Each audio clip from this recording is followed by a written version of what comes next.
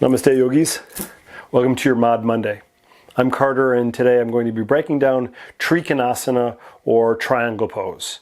If you have tight hamstrings or groins, you may need a block to help you out in this pose. Let's get to our mat.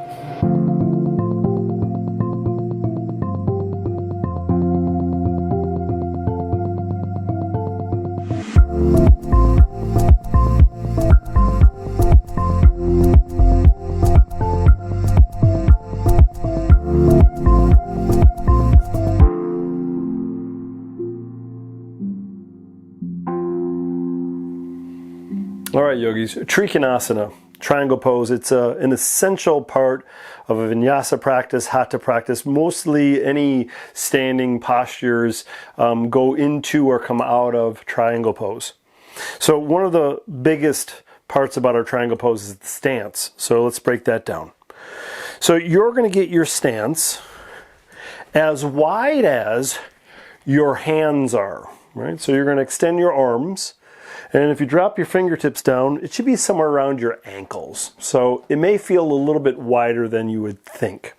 So once you stand there with this extended stance, you're just going to rotate one of the toes towards the front of your mat.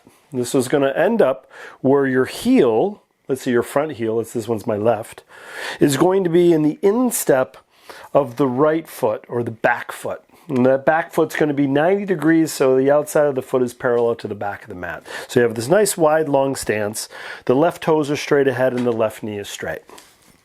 To get into the pose, we're going to open up the arms nice and wide. And I want you to think about your pelvis. And we're going to draw this right hip back a little, but we're not going to do any rotation, at least not in this variation. So we're just going to draw that back hip back a little.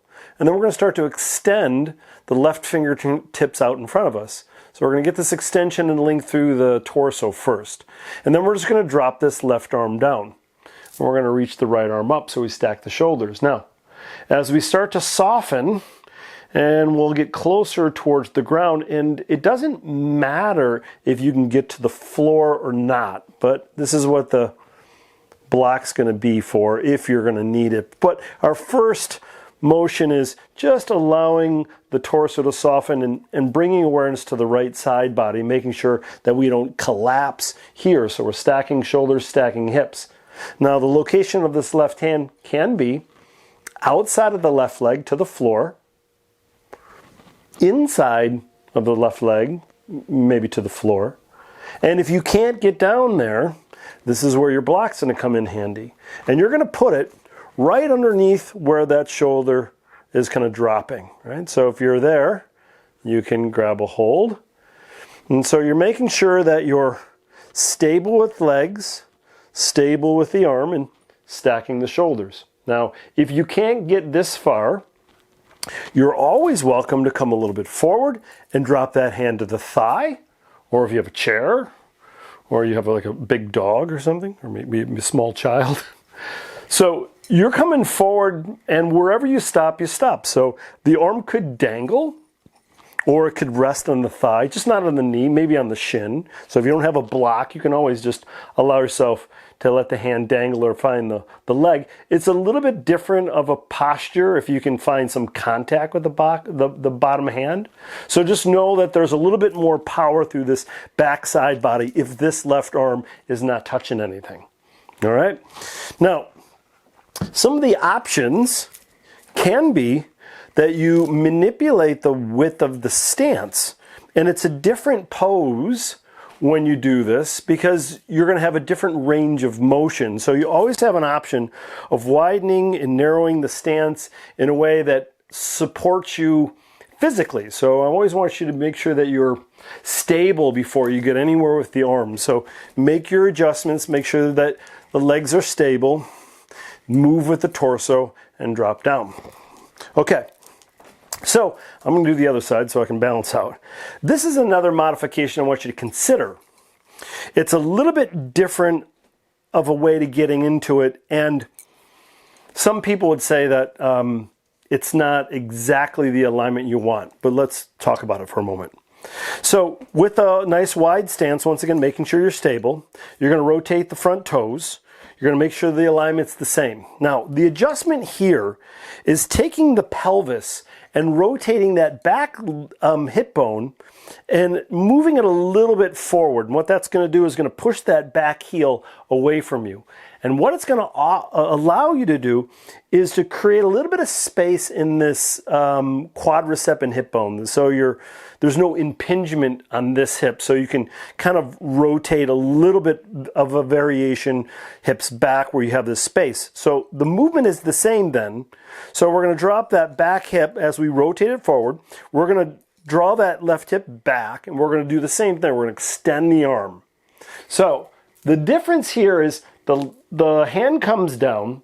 It could be the same outside of the leg or floor, but if you're really collapsing here, what we're going to focus on is we're going to try to use this right hand to get a little bit of leverage to open up this left side. So if I'm on the inside, or if I'm into a block,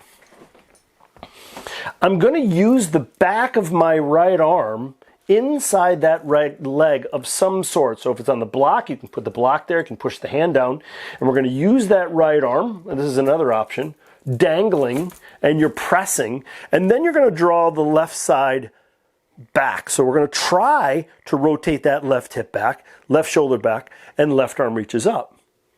Now that left hip may not stack on top of the right hip like we did when we had those hips square, but it's okay. It gives you a chance to get a little bit open in that front leg. So we draw it back.